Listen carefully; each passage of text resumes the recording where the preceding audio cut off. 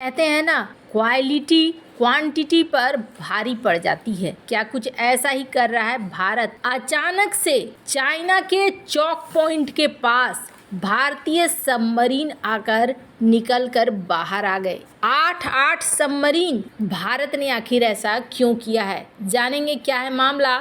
तो वहीं दूसरी तरफ इंडिया जो कर रहा है उसकी नकल करो, ये बात क्यों कह रहा है श्रीलंका।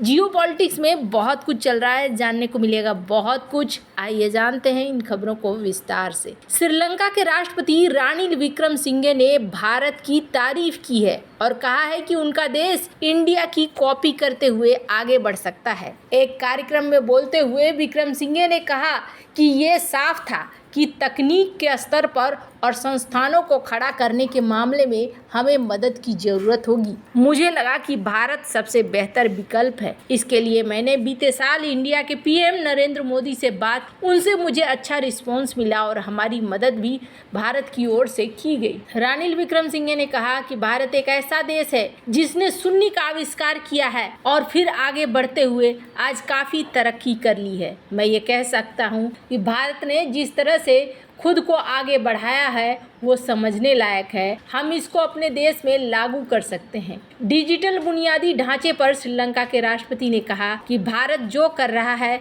उसकी नकल कर रहे हैं और हम निश्चित ही भारत के साथ चलना चाहेंगे। रानिल विक्रमसिंघे ने पहली बार भारत की सराहना नहीं की है, वो पहले भी पड़ोसी देश की तारीफ करते रहे हैं। विक्रमसिंघे ने बीते महीने अपने एक इंटरव्यू में भारत की तारीफ करते हुए कहा था कि आर्थिक संकट में श्रीलंका की प्रगति में भारत की ओर से मिले मदद से महत्वपूर्ण सहायता मिली। श्रीलंका में साल 2022 में एक बड़ा आर्थिक संकट देखने को मिला था, जिसके बाद जनता सड़क पर उतर आई थी। इन हालात में भारत ने श्रीलंका को मदद भेजी थी। आपको बता दें, मुश्किल समय में भारत से मिली इसी मदद का जिक्र करते हुए श्रीलंका के राष्ट्रपति रानिल विक्रमसिंघे ने कहा था कि हम भारत के आभारी हैं। हम भारत की मदद के बिना बच नहीं सकते थे। हम दोनों देशों के बीच घनिष्ठ संबंधों पर विचार कर रहे हैं।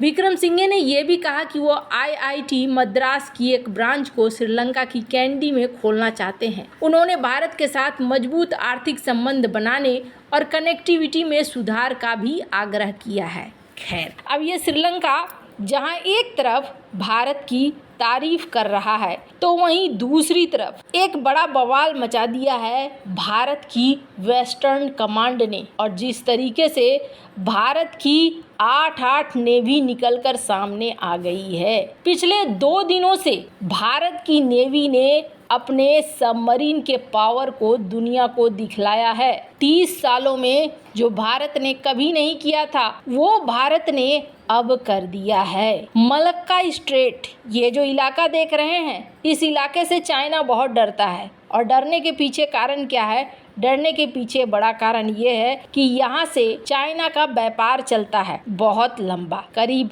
80% व्यापार इस रास्ते से होकर गुजरता है और ये एक चोक पॉइंट की तरह काम करता है। आपको बता दें, वैसे तो बात करेंगे चाइना के पास कितने सबमरीन हैं तो करीब 76 सबमरीन है चाइना के पास। 8 SSBN है, बैलिस्टिक मिसाइल सबमरीन्स हैं, 13 SSN है, न्यूक्लियर पावर्ड अटैक सबमरीन है और 55 SSK है, डीजल इलेक्ट्रिक सबमरीन है। लेकिन हाल फिलहाल में कावेरी क्लास के सबमरीन को देखा गया। INS बाज जो लास्ट बेस है पूर्वी हिंद महासागर क्षेत्र में और यहाँ पर ये पहुंचा हुआ था। आपको बता दें, कावेरी क्लास का ये सबमरीन इस स्थान INS बाज के पास मिला। तो वहीं नवंबर 2023 में PLA की नेवी ने टाइप 093 के साथ मिलकर, पाकिस्तान की नेवी के साथ मिलकर वेस्टर्न इंडियन ओशियन में जॉइंट एक्सरसाइज किया था। मार्च 24 को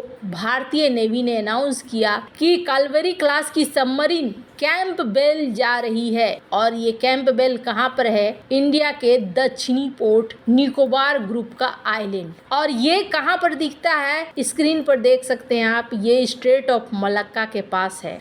ये वो सी लेन है जो इंडियन ओशियन और साउथ चाइना सी को जोड़ता है और ये लेन धीरे धीरे बहुत ही नैरो हो जाता है। इकोनॉमिक और रणनीतिक तौर पर ये बेहद महत्वपूर्ण है। कैंपबेल ये 145 किलोमीटर इंडोनेशिया के नॉर्थ है और ये कंट्रोल कर सकता है 6 डिग्री शिपिंग चैनल को, जो कि great Nicobar Indonesia island Sumatra के पास। आपको बता दें, यहाँ पर पहली बार ये विजिट देखने को मिल रही है, जो रणनीतिक रूप से बेहद खास मानी जा रही है। स्क्रीन पर इस ट्वीट को देख सकते हैं जो ईस्टर्न नेवल कमांड के द्वारा किया गया, जहां ये बताया गया कि हमारी सबमरीन कैंपबेल बे की तरफ गई है और इसके अलावे आईएनएस बाज के रनवे को भी भारत बड़ा कर रहा है, एक्सपेंड कर रहा है और यहाँ पर सर्विलांस प्लेन जैसे कि P-8I वगैरह को उतारा जा रहा है। हालांकि कहा जा रहा है कि ये क्यों किया जा रहा है, तो यहाँ जो विशेषज्ञ हैं वो कह रहे हैं कि चाइना को अब खुली तौर पर जवाब देने के लिए भारत तैयारी कर रहा है। मार्च 25 की स्टनिंग फोटोग्राफ्स देखने को मिल रहे हैं वेस्टर्न सी बोर्ड पर, और ये जो देख रहे हैं ना 8 सबमरीन आपको एक साथ देखने को मिल रहे हैं। ये एक बेहद अद्भुत नज़ारा देखने को मिल रहा है। और हाल ही में navy chief admiral Hari Kumar ने इस बात को साफ किया कि भारत ने इंडियन ओशियन में करीब 11 कन्वेंशनल सबमरीन्स को ऑपरेट करने के लिए यहाँ भी छोड़ा हुआ है।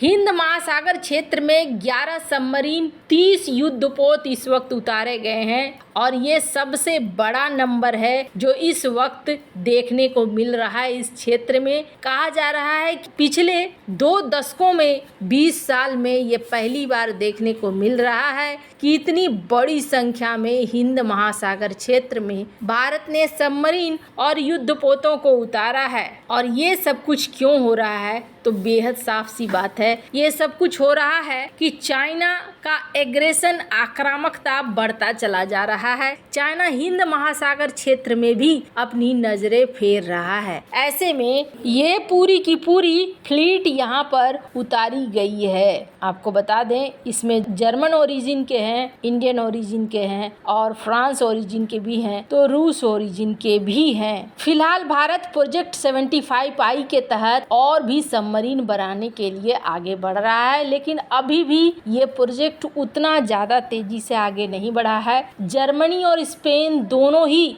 यहाँ पर भारत के इस प्रोजेक्ट को बनाने का दावा कर रहे हैं। $4.8 बिलियन लगाकर इस सबमरीन डील को करना चाह रहे हैं, पर अभी तक यहाँ पर कुछ फाइनल तय नहीं हुआ है, जिसकी वजह से ये पूरा का पूरा डील अटकता हुआ नजर आ रहा है। खैर, आपको क्या लगता है इन सब मामले में, आपकी क्या राय है, कमेंट कर जरूर बताएं। जल्द मिलते हैं अगले वीडियो में नई खबर के साथ।